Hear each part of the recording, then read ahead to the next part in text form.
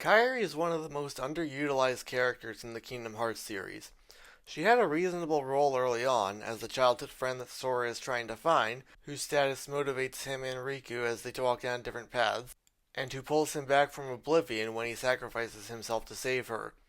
Then in Kingdom Hearts 2, she ends up once again being the person Sora needs to save, but she takes greater initiative, helping Sora and Riku reunite by convincing Riku to stay, and helping Sora see Riku through Antem's appearance, and even receives a Keyblade, setting her up to join the team properly in the future. Alas, she has always been the least prominent of the Destiny Islands trio, and that was the case even more in the games that followed, with her not appearing at all or barely appearing in 358 Days Over 2, Recoded, and Dream Drop Distance. However, Birth by Sleep showing how she became able to wield a Keyblade, the Dream Drop Distance secret ending with Master Yen Sid having her brought in for training, and the zero Point 0.2 Birth by Sleep post-credits scenes seemed to set her up to have a larger role in Kingdom Hearts 3, with her joining the Guardians of Light. Then in 3, she only appeared for one cutscene before the endgame, had a big moment of tethering Sora to life so he could save everyone after being killed by the Demon Tornado, then only fighting alongside Sora for 30 seconds before being kidnapped by Xemnas and fridged by Xehanort to motivate Sora and make him sacrifice himself and disappear from the world to bring her back. The Remind DLC gave her a better showing, including a boss fight where we could play as her. This left fans wanting more, with some hoping that she might one day get the chance to be the focus of her own proper Kingdom Hearts title, to give her real time to shine both in general and on her own instead of as a satellite character to Sora and Riku stories. I am in that contingent, and I'm here to pitch what I imagine a Kairi-Centric game would look like. The game would be set after Melody of Memory, and maybe concurrent with Kingdom Hearts 4. It opens with Kairi training under Master Aqua at the Land of Departure. This serves as the tutorial segment, and it involves Kairi sparring with Aqua as well as Terra and Ventus. You would be able to come back and replay the sparring sessions later. When coming back to explore the area, Terra, Ventus, and Aqua are all in the party. After that is done, we see that Kairi is restless, not sure if she is really getting to the point where she would be ready to join Sora and Riku, and wanting to do more. So, when Aqua, Terra, and Ventus are summoned to Radiant Garden for a briefing on events spanning the worlds, she goes with them, each of them riding their Keyblade gliders.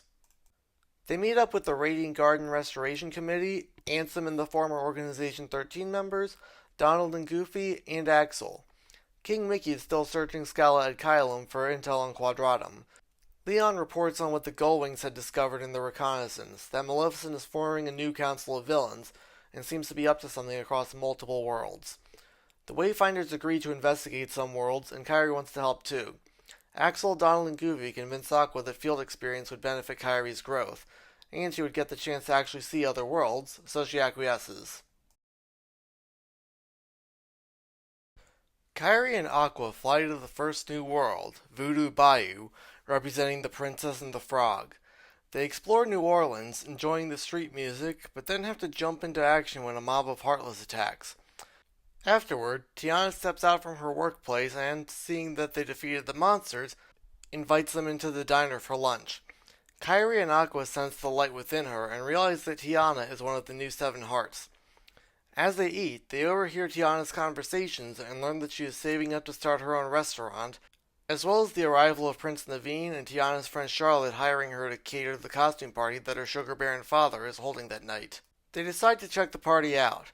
They overhear the real estate agents claim that Tiana was outbid on the property she was just about to purchase, and Aqua finds something suspicious about Prince Naveen.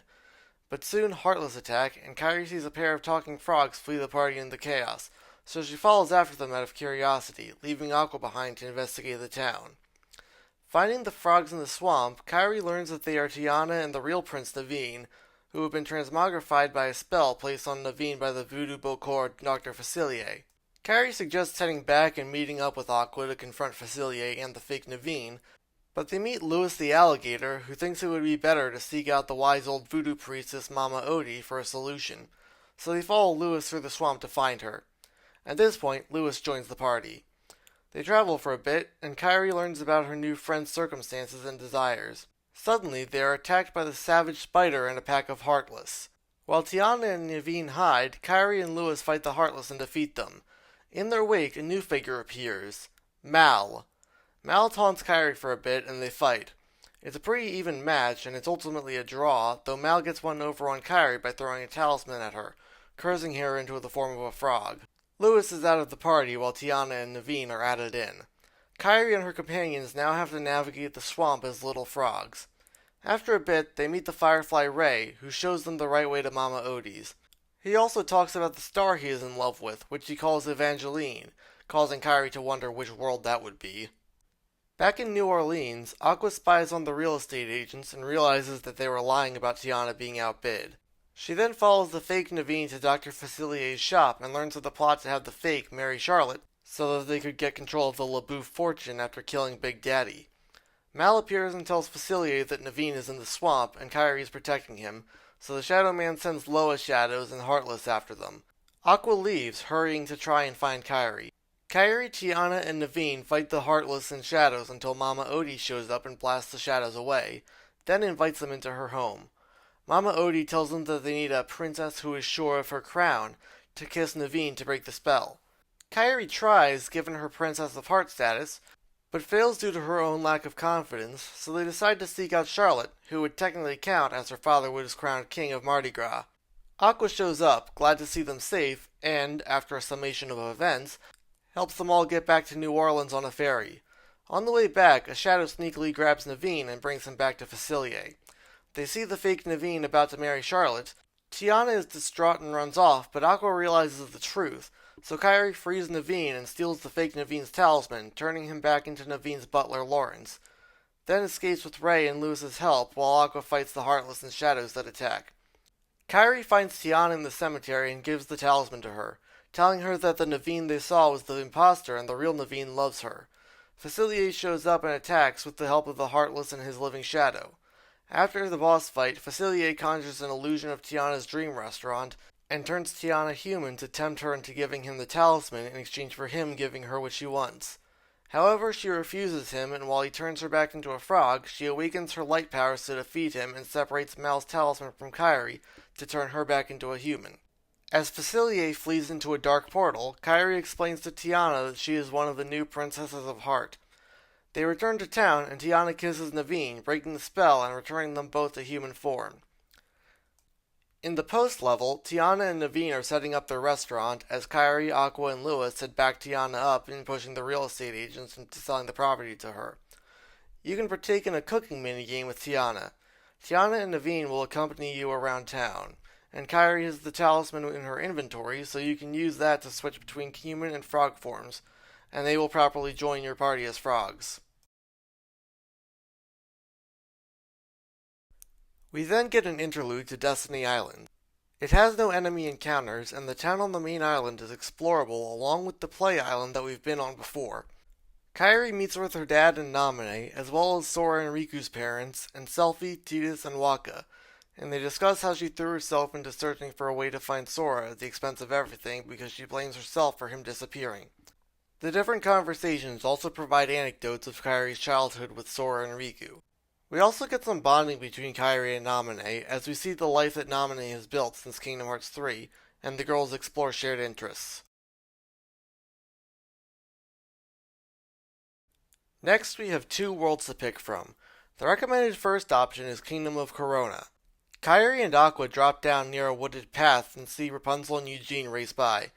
As the couple returns from their race to the outer wall with the guards, they meet the keybearers and greet them cheerfully, noting that Sora had told them about Kairi. Heartless attack on the way back to the city, but Kairi and Aqua team up with Rapunzel and Eugene to defeat them. Oh, and the guards are technically there too, just not in gameplay. Rapunzel tells them that she is having her princess coronation and invites them, though the captain of the guard notes that he will have to run it by the king and queen first. They meet Cassandra in the city, and she takes Rapunzel to help her prepare, leaving Kairi and Aqua to explore the city with Eugene and learn of his plan to propose to Rapunzel.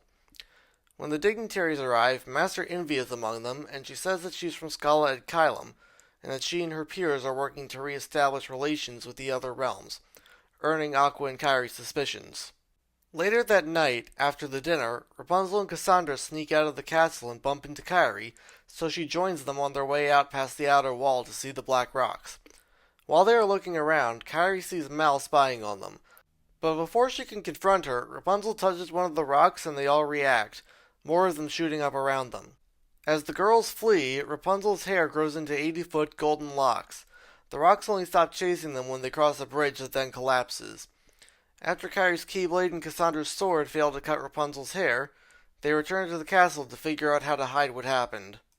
Meanwhile, Aqua questions Envy, learning that she is one of the Foretellers, the lost masters from the Age of Fairy Tales, somehow brought to the present by their colleague who remained in this world.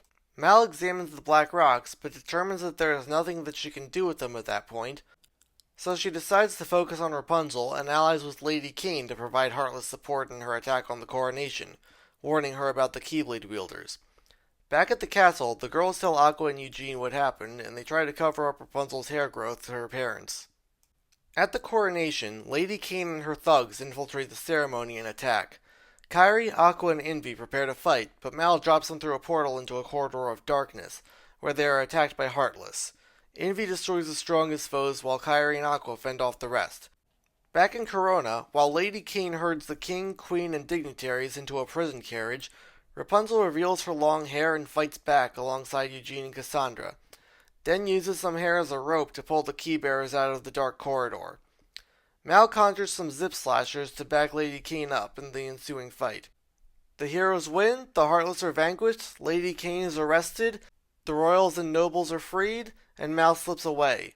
Envy leaves, and Kairi and Aqua say goodbye to Rapunzel and co., while Rapunzel wants to learn more about the rocks and how her hair grew back. After the world story is completed, you'll be able to take on some mini side quests with people in the city, and also play a Kingdom Dance minigame. The next world is Arendelle. Kairi and Aqua land in the city while Elsa is chasing the elemental spirit's voice. As Kairi catches up to the Snow Queen, Arendelle is hit with a storm of chaotic elements. The Troll Chief Grand Pappy shows up and tells Elsa and Anna that they need to go to Northuldra, a forested region trapped in a wall of mist, to figure out what has the spirits angry and to set things right. Kairi and Aqua introduce themselves and offer to accompany them, alongside Kristoff, Olaf, and Sven. They make the journey and enter the Wall of Fog, only to be trapped inside as well when the wall seals back up. Gale the Sylph attacks with a tornado, but the mages quell it. They meet the Northuldran tribe and the Arendellian soldiers who were trapped in the forest, and learn the story of the conflict between Arendelle and Northuldra when Elsa and Anna's parents were teenagers that resulted in King Runard's death and the whole forest being trapped in an enchanted mist barrier, but no one knows who started the fighting. The party stays the night at the village. Aqua and Elsa teach Kairi the special magic attack and an environmental application of ice magic. Kairi learns of Kristoff's intention to propose to Anna and helps him prepare the gesture. But while they are off doing that, Elsa, Anna, and Olaf head north along with Aqua. After finding out that they were accidentally left behind, Kairi laments how she feels like she keeps getting left behind as big things happen and she struggles to catch up. Kairi crosses paths with Mal, who assures her that she isn't here to cause trouble presently, though she does imply that she spied on the party and followed them to Northuldra. Mal stops by the river that is held back by Arendelle's dam and notes that she can sense a darkness festering in the water, speculating that the water contains the memory of someone's wickedness. She agrees with Kairi's assessment that the darkness might be related to what angered the spirits, pointing out that the river being stopped up is harming the ecosystem. Mal then disappears, and Heartless appear to fight Kairi, causing her to be separated from Kristoff and Sven. She finds Anna and Olaf floating down the river and joins them, learning that Elsa had sent them away after they found out that their parents had died trying to get to Ahtohallan, and that Elsa went to find the Mystic River alone. Aqua helps Elsa try to cross the ocean, though she is ultimately left behind as Elsa teams a Nock and rides the water horse to the ice island of Ahtohallan. In the deepest depths of Ahtohallan, Elsa sees a memory of the truth of her grandfather, that he had the dam built to weaken Northuldra's resources and force them to rely on him instead of their spirit's magic, and that he murdered the chief, causing the fighting to break out. Suddenly freezing, Elsa sends the frozen memory to Anna. As Anna and Kairi realize this truth, Kairi gasps in pain as she feels something horrible has happened, and Olaf fades away, causing them to realize that Elsa has died. They grieve Elsa and Olaf, and Anna resolves herself on realizing that the dam needs to be destroyed in order to appease the spirits and free Northuldra. They wake the Earth Giants and lead them to the dam, but Heartless appear to impede them. Kairi realizes that they are reacting to the darkness memory in the river, which was left with Reynard's death. Aqua shows up with the Arendellian soldiers to help fight off the mob of Heartless and goad the Earth Giants into throwing boulders at the dam, destroying it and letting water flood out. Elsa is freed from the ice, and she rides the Nock to stop the flood from hitting Arendelle with an ice wall. However, a massive Heartless shoots out of the river and into the flood. Jormungandr, formed in the darkness memory combining the prejudice and paranoia of King Runard and the resentment of the people of Northuldra and the Arendellian soldiers. Kairi and Aqua ride the flood using slow motion sliding, and Kairi blocks Jormungandr before it can attack Elsa and destroy the ice wall. The Keybearers team up with Elsa to destroy the Heartless and stop the flood completely, saving the city. Light shines from Elsa and Anna, which burns the mist barrier away, letting the sun shine properly on Northuldra. Kairi, Aqua, and Elsa head to shore, where they reunite with Anna and Kristoff. Kristoff proposes to Anna, who accepts. Elsa reveals that she learned that she is the fifth spirit in human form, and that she and Anna are to be the bridge between the elemental spirits and humanity. Elsa decides to cede the throne of Arendelle to Anna and live in Northuldra, still keeping in close contact. As the world story closes out, Mal smiles as she stands on the northern beach holding 2 glowing crystal shards, musing that she got 2 for one day. Everyone reconvenes in Radiant Garden to share updates. Mickey is there, and he reports that the Foretellers have appeared and taken up residence in Scala at Caelum, which Kairi and Aqua confirm. Kairi tells of her meetings with 4 of the new 7 hearts and encounters with Mal, although she admits that she has no idea what she and Maleficent are planning. We then cut to Maleficent's lair, where Mal gives the crystals to her mother. They are gathering lumens, light magic emitted by a Princess of Hearts' awakening of her strength. Mal has gathered lumens from Tiana, embedded in the remains of Dr. Facilier's talisman, Rapunzel, Elsa, and Anna, but Kairi has not produced a lumen. We also see that Dr. Facilier is part of Maleficent's new council. Kairi still worries about not being strong enough to help with what they may soon have to face. Aqua offers to bring her to the Mirage Arena to train against simulations of enemies. When they arrive, the arena's master, Laguna Loire, tells Kairi that he has something set up for her. She can build herself up by fighting simulations of the bosses that Sora and Riku fought in the past, created by scanning and encoding data from the journals. Throughout the game, Kairi will unlock more bosses from Kingdom Hearts 1, 2, Dream Drop Distance, and 3. Midway through, she will try to fight Master Xehanort, but loses the match. However, toward the end of the game, after defeating all of the other bosses, she will get to fight him again, and this time win. At the end, Kairi learns that Laguna is Leon's father. Donald and Goofy suggest that Kairi go to Olympus Coliseum to train with Hercules. Aqua initially objects due to Phil's creepy behavior toward her, but acquiesces. When they arrive, Kairi quickly befriends Herc and Megara, then trains for a bit with Phil and enters the prelims to be marked down for tournament enlistment. Mal shows up to taunt Kairi, but Hades appears and confronts his daughter for helping with Maleficent's plot. Turns out one of Hades' conditions for working with Maleficent and the Heartless was that Mal would be left out of her schemes. Mal protests that she wants to be a part of this. In the final match, Kairi duels Lightning. However the match ends, Kairi is registered to sign up for tournaments throughout the game. Lightning gives Kairi some advice, as she is reminded of her sister Sarah. The party for tournaments can be filled with 2 of any available major character. Kairi and Aqua arrive at a world covered in ocean and islands. Their appearance earns the suspicions of Chief Tui and the enthusiastic greeting of his daughter, Moana, who asks about the islands that they hail from and if she can see their boat. They help out around the island and fight Heartless that appear, and learn of the blight that is slowly killing the crops on Matanui. They witness Moana's grandmother Tala give her the heart of Te Fiti and reintroducing her to the living ocean, encouraging her to take the heart and restore it to the mother goddess to heal the lands, also encouraging the Keyblade wielders to help Moana. Tala passes away shortly after, and Moana takes an old Wayfinder boat hidden in a cove out to sea with Kairi and Aqua, and unwittingly the dim-witted chicken Hei on board. As they sail to find the demigod Maui, Kairi reflects on her, Sora, and Riku's plan to sail to other worlds on a raft. She muses on what it would have been like if they had been able to do that without the stakes, war, and constantly being separated from each other. The group soon realizes that none of them actually know how to sail on the open ocean, and are soon swept up in a storm. They wash up on an island where they meet Maui.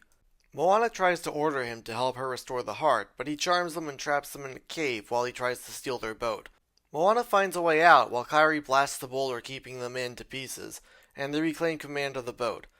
Before they can make negotiations, however, a ship manned by Kakamora pirates attacks. Kairi, Aqua, Moana, and Maui fight them while protecting the heart, when Pete reveals himself to be aiding the pirates with heartless reinforcements. Come on, I had to squeeze in at least one Pete boss fight. The chaotic battle ends with the Kakamora ship being torn apart and Pete being incapacitated with a paralysis dart to the face. Maui still refuses to help, so the ocean paralyzes him with a dart, effectively forcing him to teach the girls how to sail. Maui leads them to a chasm island that serves as an entrance to the realm of monsters, Lalotai, so that they can retrieve his lost magic fishhook. Aqua is reminded of the realm of darkness, and Maui acknowledges that there is a lot of bleed over from the dark world. They find Maui's old frenemy Tamatoa has it on his treasure-coated shell. I'll interpret Tamatoa here as a creature of darkness that became obsessed with artifacts from the realm of light, and being shiny like the people there, maintaining sapience that way. Kairi, Aqua, and Moana distract the light-loving coconut crab. This turns into the first phase of a boss fight when he realizes that two of them have keyblades, while Maui grabs his hook, but Maui struggles to use his transformation power properly once he has it. Tamatoa beats him around a bit before Mal shows up and steals the hook, using it to turn herself into a dragon and fight the four alongside Tamatoa. The heroes defeat Mal and recover the hook, then escape back to the surface while leaving Tamatoa stuck upside down. The girls have a heart-to-heart with Maui, empathizing with his insecurities and sharing their own self-doubt. They sail around, fighting heartless-controlled boats to help Maui regain confidence and control of his powers. They set off for the Mother Island and face Teka, but they are overwhelmed and forced to flee, with Maui's fishhook being damaged. Maui refuses to fight Teka again for fear that his hook would be destroyed completely and flies off, and Moana loses confidence. Kairi and Aqua try to figure out what to do now, and Moana offers the heart of Te Fiti back to the ocean to find someone more worthy. But some words of comfort from her grandmother's spirit encourage her to complete her journey. The girls come up with the strategy to deflect Teka's attacks and fend her off while Moana sails the boat to the island. They still struggle until Maui returns to help, and Kairi and Aqua take to the air to join him in fighting the lava monster directly. With Maui dealing a hook-shattering finishing blow that stuns Teka, Moana makes it to the island only to find that Te Fiti is not there. Seeing the exposed spiral design on Teka's chest, she realizes that Teka is Te Fiti. She calls to Teka and gives her the heart, turning her back into Te Fiti. The goddess heals the dying islands across the ocean, wordlessly thanks the party, fixes the boat, and restores Maui's fishhook after he apologizes for stealing her heart. Mal watches all of this happen in wonder as she picks up a conch shell that washes ashore, glowing with Moana's lumen, and drags a net full of treasure that she stole from Tamatoa behind her. The party sails back to Motunui, where Moana reunites with her parents and tribe. Her father makes her chief, and she tells Kairi and Aqua of her intention to teach the people to sail and restore the practice of voyaging. In post-game, the ocean opens up for exploration of different islands akin to the Caribbean in Kingdom Hearts 3. After clearing either this world or the next one, a message will appear saying that a new quest has appeared in Radiant Garden.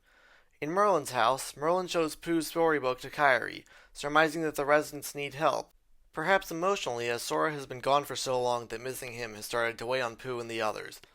Also, he thinks that spending time with them would be good for Kairi like it was for Sora. She goes in and introduces herself to the fluff-stuffed residents of the 100-Acre Wood, saying that she is a friend of Sora's. She helps them with gardening, gathering honey, and bouncing, accomplished through mini-games. When she is said to leave, Pooh asks if Sora will come with her the next time she visits. Not having the heart to tell them that Sora is missing, she promises to bring him along when she gets the chance. Approaching the world Kumandra, Kairi senses an incredible darkness, which Aqua corroborates with a scan. They retreat and come back with Terra and Ventus. They land in a desert at the tail and are attacked by a wave of the Droon after battling some Heartless. The Heartless are consumed by the purple wave, small animals are turned to stone, and magic spells only hold them back, so the key bearers are forced to flee. They run into Raya, Susu, and Tuk Tuk as they are fleeing from Namari and her troops. They follow Raya's group onto Boone's boat, learning that the Druun cannot cross water, and flee with the boys' help. Raya introduces herself as the Princess of Heart, taking the Keybearers by surprise as they think that it means that she is one of the new 7 hearts. Sisu remains vague about who she is. As they sail to the Talon region, Raya and Boone tell the Keybearers about the Druun and the threat that it has posed to Kumandra for the past 6 years. In Talon, they go in search of the chief to get his shard of the Dragon Crystal, but Ventus and Sisu split off to get a gift for the chief, while Raya gets mugged by baby Noi and her Anki family, forcing her and the others to chase after them. They catch up with and recruit Noi and the Angis, then head to the chief's palace, only to find that the chief was turned to stone and his crystal shard is gone. Mal shows up and steals the Dragon Crystal shards, leaving Kairi and Co. to chase her out to the woods on the outskirts of Talon to fight. They crash into Sisu and Ventus being threatened by Dong Hai and spill the shards. Mal is nearly overtaken by the Druun, but Terra steps between them and casts water to push it back so she can get to her feet. With the Druun closing in, Aqua, Terra, and Ventus hold the wave back so that everyone else can collect the shards and escape. The Wayfinder trio offers words of encouragement before they are turned to stone, with Kairi helpless to watch before she is forced to flee with everyone else. When they arrive at Spine, Kairi lashes out and attacks Mal, blaming her for the Wayfinders being petrified. Mal does not fight back, only defending herself. Sisu breaks the fight up and encourages them to work together for now, as they won't be able to survive and stop the Druun if they are all at each other's throats. They agree and continue on to the village of Spine, which they find to be deserted. Raya and Sisu go ahead to investigate a hut, and after they leave, Master Gula appears. He offers his condolences when he learns what happened to Terra, Ventus, and Aqua, and is skeptical of Kairi working with Mal, but acknowledges that she doesn't have much of a choice but to forge an alliance.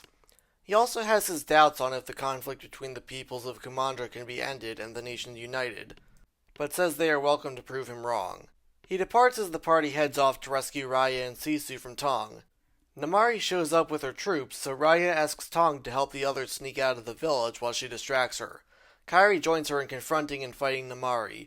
Before any outcome can be reached, Sisu rushes out, revealing her true form as the last dragon of Kumandra, and helps Kairi and Raya escape. Back on Boone's boat, Raya and Sisu tell the dragon's story. As the party sails to the Fang region, Kairi and Mal play with the kids and Angis, and Kairi is surprised by how good Mal is with children. Mal reveals that for part of her childhood, she was raised by Maleficent's goons and alongside their children. At the Fang Palace, Namari tells her mother that she saw Sisu. Rather than consider allying with Raya, Varana orders her to capture Sisu and all the dragon shards so that Fang can restore Kumandra and avoid retribution for causing the crystal to be broken in the first place.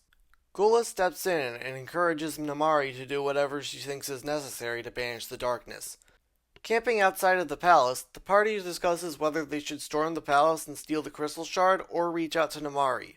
Sisu tells Raya about how her brothers put their energies into the crystal and trusted her to keep it to banish the Druun in the past, convincing Raya to reach out to Namari. The next morning, Namari comes out and gives the shard to Raya, but betrays her out of desperation and fear, threatening them with the crossbow. Raya disarms her with her whip sword, but Namari accidentally shoots and kills Sisu. All of the water drains and the Druun flood into Fang.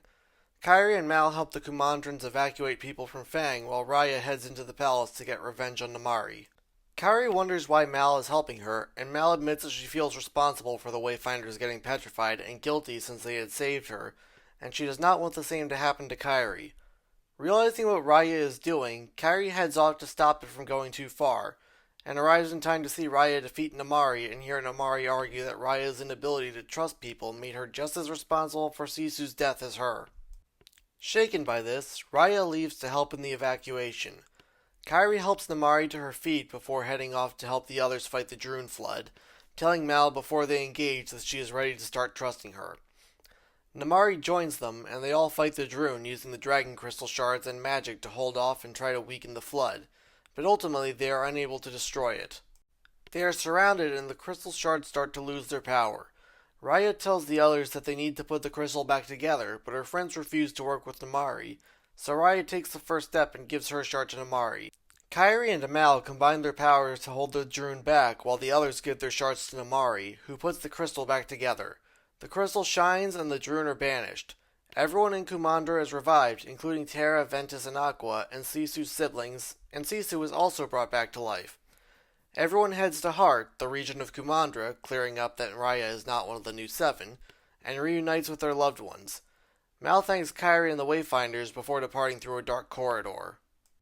At the villain's lair, Maleficent reprimands Mal for allying with Kairi and restoring the world's light. Mal tries to explain herself, but Maleficent won't hear it. She coldly demands that she not go against her wishes again.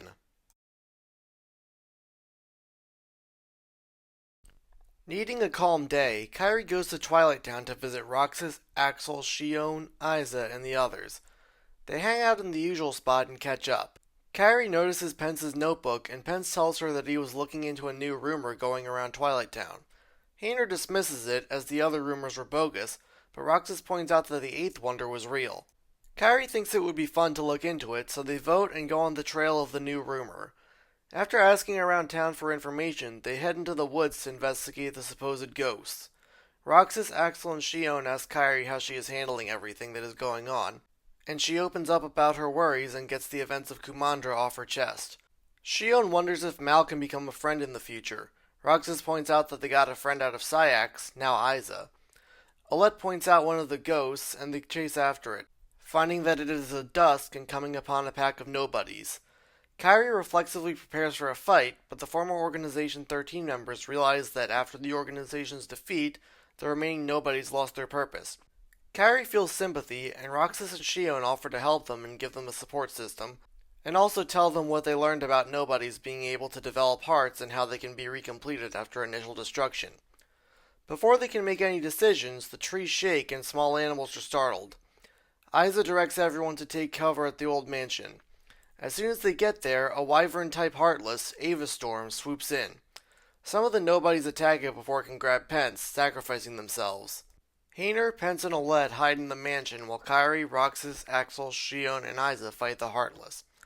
After the battle, Hayner suggests letting the nobodies live in the mansion while the gang checks in on them now and again. With everything cleared up, the 8 of them get sea salt ice cream and sit on top of the clock tower, enjoying their time together, watching the sunset. Kairi and Terra arrive at Dunbrock in the middle of the archery contest.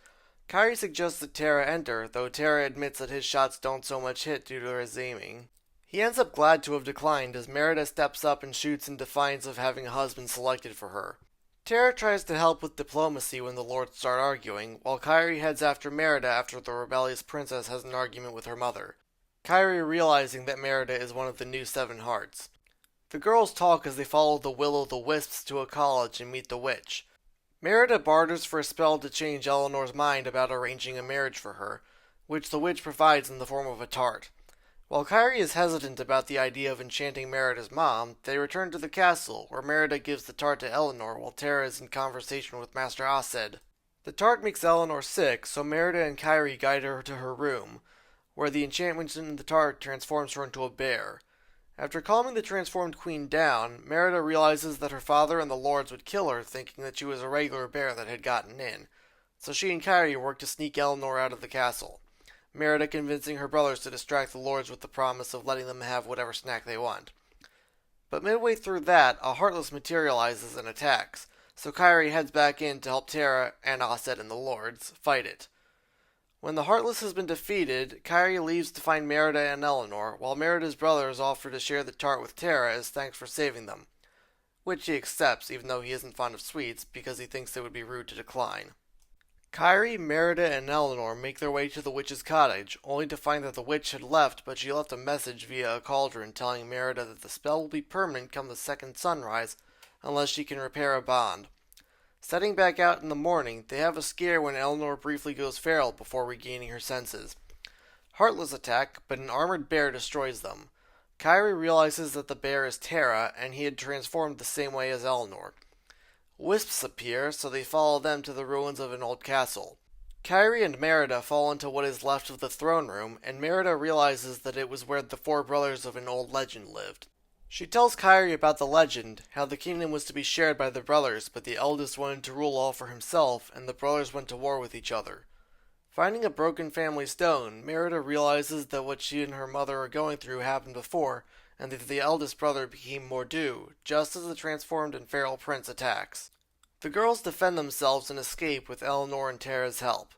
Figuring that she needs to fix the family tapestry that she had cut in her argument with her mother before sunrise and Eleanor and Tara turn into real bears, Merida leads the party back to Castle Dunbroch.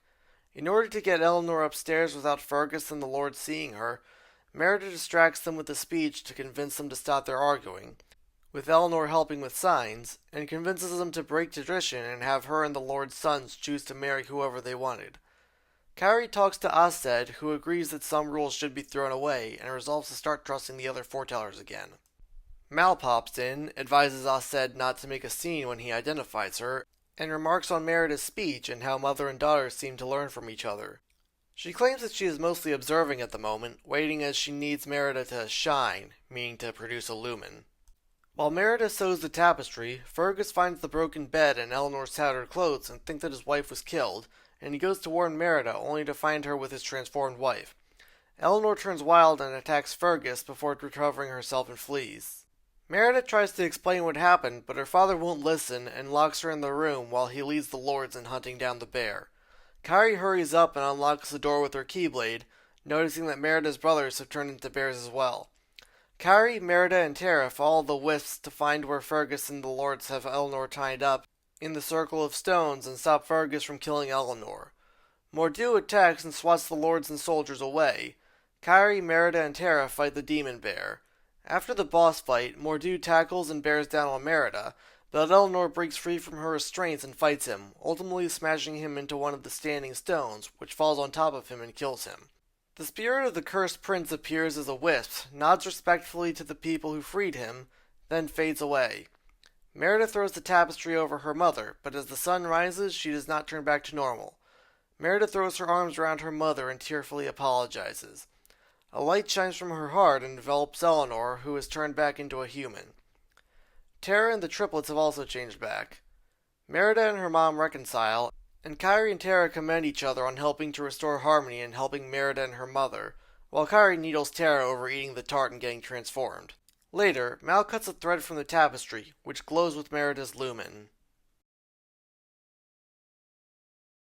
Kairi and Ventus arrive in Encanto and learn about the magical Madrigal family from townspeople who are curious about the outsiders who seem to cross the mountains for the first time in decades. They attend the gift ceremony where the youngest Madrigal, Antonio, receives the power to talk to animals. While the rest of the family and town celebrate, Kairi notices Mirabelle standing alone. They talk to her and learn that she is the only one in the Madrigal family to not have a gift. Suddenly the casita shakes and starts cracking, but the damage appears to be undone when Mirabelle tries to warn everyone. Chirithy pops in, telling their friends that they could sense a darkness nearby. The next day, the Key-Bearers meet up with Mirabelle and talk to Dolores for some clues. Mirabelle's all-hearing cousin directs them to Louisa. Before they can get deep into a conversation with her, however, Heartless appears, so Louisa joins the party to fight them while Mirabelle helps people get to safety. After some prodding, Louisa admits that she worked so hard to support the village, but is afraid she will ultimately crack under the pressure of meeting everyone's demands, and would feel insignificant if she cannot meet their expectations. The earth shakes and a Heartless appears, La Candileja, attacking with great strength in earth-based attacks. The Key-Bearers fight it alongside Louisa, who protects Mirabelle, until they drive it off. Mirabelle hugs Louisa after understanding her sister's burden and tells her that she thinks she lifts too much. Louisa tells Mirabelle that she felt weaker at the time Mirabelle saw the cracks, and she suggests that they search Bruno's old room, as he once had a vision about the family magic. The party explores Bruno's room and find the shards of the last prophecy. Heartless attack, and Kairi and Ventus protect Mirabelle from them as she collects the shards of the prophecy. The room collapses, so they flee. Stepping out into the hall, they find that Louisa's strength is fading, to her despair, which Abuela Alma blames on Mirabelle. Chirithy notes that they can sense the darkness around them, but they aren't sure if it's affecting the gift. After the drama at dinner, Kairi talks to Mirabelle and learns that the prophecies seem to indicate that Mirabelle would somehow be responsible for the magic fading and Casita collapsing. Ventus assures her that there has to be more to it than that. Chirithy notices some rats dragging the prophecy shards away, so they follow them to a hidden passage behind a painting. Exploring behind the walls, they follow a hooded figure who turns out to be Bruno Madrigal. He explains that he had been living in the walls for 10 years, hiding away after seeing the vision and knowing that people would ostracize young Mirabelle out of paranoia. But he also shows her that Mirabelle could just as easily save and restore the family magic. The teens convince Bruno to have another vision, and Antonio offers to let them set up in his room. Bruno's prophecy suggests that Mirabelle needs to hug it out with Isabella. Though Mirabelle is chagrined, Ven talks her into trying to mend fences with her sister. They instead get into an argument, which leads to Isabella admitting that she is weighed down by having to be perfect all the time and never even wanted to marry her boyfriend Mariano, only being willing to for the family. As Mirabelle is shocked at this revelation and Isabella causes something different from her usual flowers to grow, La Candileja appears, this time attacking with lashing vines and aided by dire plant family Heartless. Isabella starts exploring her wider array of plant growing powers by joining the fight against the Heartless until it is driven off. As the sisters bond and Isabella tries out the broken limits of her abilities, Kairi, Ven, and Chirithy discuss the Heartless. They are sure that it isn't responsible for the house coming undone or the magic weakening, as cracks have been forming for years, but Chirithy can still sense the darkness hiding nearby. But now it is on the move. They head outside to see the sisters land and hug. Alma disapproves of Isabella's new presentation and blames Mirabelle. Mirabelle snaps at her grandmother, calling out how no one will ever be good enough for her impossible standards, and how she always saw the worst in her and Bruno, capping it off by telling Alma that the magic was dying because of her. The house starts to break apart as the family's stress reaches its breaking point. As Casita tries to get everyone out safely before it collapses, La Candileja bursts out of Mirabelle's shadow and starts attacking. Ven realizes and announces, to everyone's horror, that the darkness that gave form to the Heartless is from Mirabelle's heart. Kairi and Ven engage against the Heartless, and Mirabelle rushes into the house to try and reach and protect the candle at the heart of the magic. La Candileja works to destroy the house, gaining attacks reminiscent of the Madrigal's powers, and tries to drain the magic from the candle, so Isabella and Luisa join the fight to protect their sister even as their family's magic fades. The Heartless is destroyed just as Mirabelle reaches the candle, but it burns out and the house collapses completely, Kairi jumping in and using a barrier to protect Mirabelle.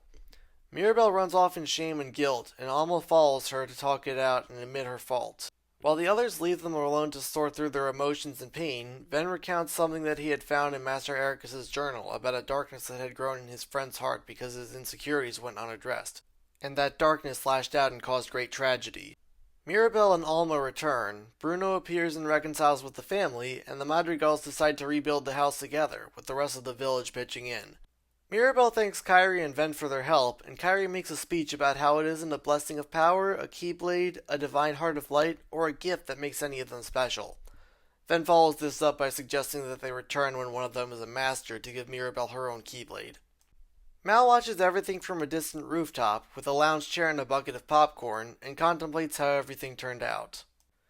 After clearing Highlands of Fate, Kairi reports to the other Guardians that she met the last of the new 7 hearts. She also tells them what Mal said about needing the princesses to shine. Ansem theorizes that she meant their lumens, and postulates that, like a gathering of the 7 princesses of Heart opened the door to darkness, uniting aspects of the pure lights may open a portal that can bypass anything that restricts travel. Where Maleficent wants to go, they can only wonder. Leon knows that Kairi has yet to produce a lumen, meaning that Maleficent will be going after her. Ahead of the next world, Maleficent demands that Mal get a hold of Kairi's lumen, and if the princess does not generate one, then to take her light by force, warning her of the consequences of failure. After rescuing Asha and some civilians from Heartless, Kairi and Aqua attend the girls' tour of Rosas, then attend King Magnifico's wish ceremony. They encounter Master Ira, who is intrigued by someone with the power to draw wishes from a person's heart and grant them, and who protects that light. Aqua also admires this, but Kairi is uncertain about how the people Magnifico takes the wishes from forget about their dreams and wonders why he doesn't just grant them right away, though she also wonders if the king would be able to grant her wish.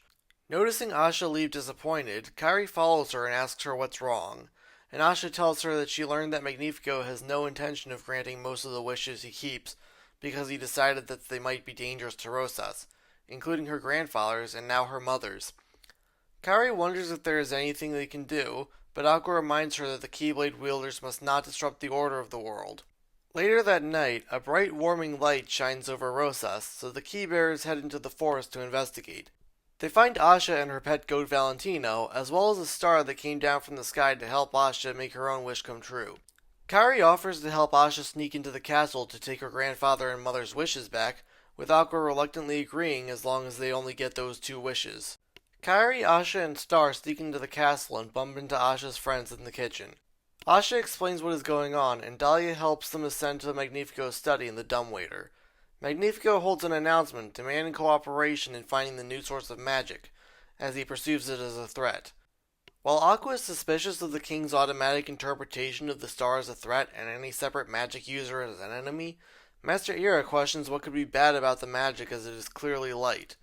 Kairi and Asha locate the room where the wishes are kept, with Kairi sensing that they are pieces of people's hearts, but have to fight Heartless to protect the wishes. Asha finds her grandfather's wish, but Magnifico returns and they are forced to hide without getting her mother's wish. Angered by the people questioning his will and wisdom, Magnifico opens the book of dark spells that he had sealed away and absorbs its powers, to the girls' horror as they and Star escape. Asha returns Sabino's wish to his heart, and Kairi tells Aqua what she saw. But Magnifico, having learned that Asha brought Star to Rosas, confronts them, crushing Sakina's wish in front of Asha. Kairi and Aqua hold the king back so that they can escape with Asha's family. The keybearers instruct the family to flee to an island to hide from Magnifico, but Asha returns to shore with Star and Valentino to join the girls in standing against the Twisted King. Mal visits the king as he starts absorbing more wishes and creates a staff and offers to form an alliance. She will provide Heartless to aid his crusade in hunting Asha and Star, and in return he takes Kairi's wish and gives it to her. After seeing Magnifico reward Simon for ratting on Asha by granting his wish and turning him into a brainwashed knight, Kairi, Aqua, and Asha reunite with Asha's friends and they come up with a plan to release the wishes that Magnifico has hoarded. Master Ira and Queen Amaya show up to help. Kairi and Asha head out to lure Magnifico away from the castle using a magic wand that Star creates to cast spells and fight him and the Heartless, while Aqua and the discount dwarfs work with Star to open the roof. Ira, Amaya, and Dahlia search the book for a way to free the king from the dark magic's influence, but Ira determines that the corruption of his heart is permanent. Seeing Asha with her cloak and makeshift wand, Kairi notes that she looks like the fairy godmother. Kairi and Aqua fight Magnifico and the Heartless aiding him in the woods, but Magnifico reveals himself to be a disguised Simon, and the real king ambushes the others at the castle. Magnifico incapacitates everyone and absorbs Star with his staff, and he reveals to the kingdom the monster he has become, attacking with magic to crush the people's hope. Kairi and Asha fight him along with Aqua, but he absorbs more wishes and overpowers them. He tries to rip Kairi's wish out of her heart, but Asha interrupts him. He retaliates by torturing her and blocks out the sky with clouds so she can't call on any more stars. Kairi comes to her friend's defense and shoves her hand into Magnifico's heart, pulling a consumed wish out. She recalls that the light of stars are hearts, and Asha calls on the people of Rosas to share their strength with Kairi. With her Princess of Heart powers boosted and reciting Sora's line of "My friends are my power," Kairi releases every wish that Magnifico consumed as well as Star, causing the staff to absorb the king. While Asha gives everyone their wishes back, Star conjures projections of the other new princesses who congratulate Kairi for awakening her true power like they did. Ray the Firefly also appears and nuzzles with Star, calling them Evangeline. Star gives Asha a real wand so she can help people fulfill their dreams like a fairy godmother, and Kairi feels inspired to become a guiding light for those who need her help. Mal returns to Maleficent and presents the remains of Magnifico's staff, which hold Kairi's lumen. Maleficent and P congratulate her, and the witch prepares a spell that will allow them and an army of powerful Heartless to invade Scala at Caelum, which normally blocks out darkness-based means of transportation. In Twilight Town, Kairi and her friends celebrate her unlocking the full depth of her light powers. Ienzo calls the gang and informs them that the researchers deduced Maleficent's likely intention. The most likely place that she would use the lumens to access is Scala at Caelum. Mickey suggests that they warn the foretellers. At the land of departure, Aqua activates the communication crystal. Mickey knows that they should probably get the foretellers' gummy phones. And they learn from Gula that they are already under attack from powerful Heartless. The Guardians load up in the gummy ship to head to Scala at Caelum and assist the defense. The Guardians land at the stairway to the sky and find the city overrun with Heartless, a massive portal open above the city. They split up to cover more ground, and Kairi heads into the breezy quarter with Mickey, Donald, and Goofy. Fighting Heartless through the district, they confront Maleficent, Pete, and Mal. The Disney Castle trio splits off to chase Pete, while Kairi duels Mal. After a tough fight, Kairi defeats Mal, only for Maleficent to blast her while her back is turned. Maleficent tries to finish Kairi off, but Mal takes the blast. Angered that her daughter would protect the Princess of Heart, Maleficent strikes out at her, but Kairi recovers and defends Mal. Maleficent leaves, and Mal is horrified that her mother would cast her aside like that. Kairi offers Mal a helping hand and to let her come with them on the gummy ship when they leave. Mal instead decides to join Kairi and help her stop Maleficent, taking responsibility for gathering the lumens for her. Kairi and Mal fight Heartless through the city, and they soon meet up with the Wayfinder trio. Terra and Ventus are glad to see Mal siding with them. Aqua is skeptical but trusts Kairi's judgment. They battle their way through the streets, stopping to see Lucio obliterate a horde of wyverns in the sky, culminating in a battle with the guard armor at the gate to the castle. Terra notes that the Heartless army does not seem to be overpowering the foretellers, so there must be more to Maleficent's plan that they don't know. Mal tells the group that the actual goal is to steal the black box while the foretellers are distracted. They head into the castle to follow Maleficent, then split up to cover more ground and clear the halls of Heartless. Further in, Kairi and Mal meet back up with Mickey, Donald, and Goofy, and they fight Pete, who is backed up by a trio of gear golems. The party defeats the Heartless and sends Pete packing. Mickey, Donald, and Goofy split off, and Kairi and Mal continue on their way up the castle. As they head up the stairs, Roxas and Shion crash through a window. After a recap of recent events, they join the party. At the end of the next floor, they battle a unit of Zip Slashers, Heat Sabers, Chill Rippers, and Blitz Spears. Seeing a Darkseid about to throw an energy orb at them, Roxas and Shion leap out to destroy it, leaving Kairi and Mal to continue their ascent. But the girls soon meet up with Axel and Isa. They fight their way through to the foreteller's study, where they find Maleficent has already gotten a hold of the black box. Master Ira tries to stop her, but she summons Heartless to distract the keybearers, as well as one that drags the foreteller out the window. Axel and Isa clear a path for Kairi and Mal, who confront Maleficent on the roof. Maleficent chides Mal for siding against her, but Mal snaps back that she attacked and turned on her when she no longer suited her interests. The girls fight Maleficent, and in the second phase of the battle, the witch turns into a dragon. Even with this power boost, Maleficent is still defeated, but Pete flies in with some aerial Heartless and grabs her in the black box, escaping through the portal. Mal grabs a staff with the lumens and closes the portal to cut off the influx of Heartless.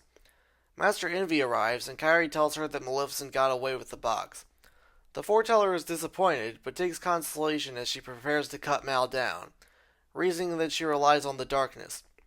Kairi stands between them, calling Mal her friend and refusing to let Envy kill her. My name is Kairi. I am a Princess of Heart, a wielder of the Keyblade, and a guardian of light. I will offer a helping hand to friends in making their dreams come true.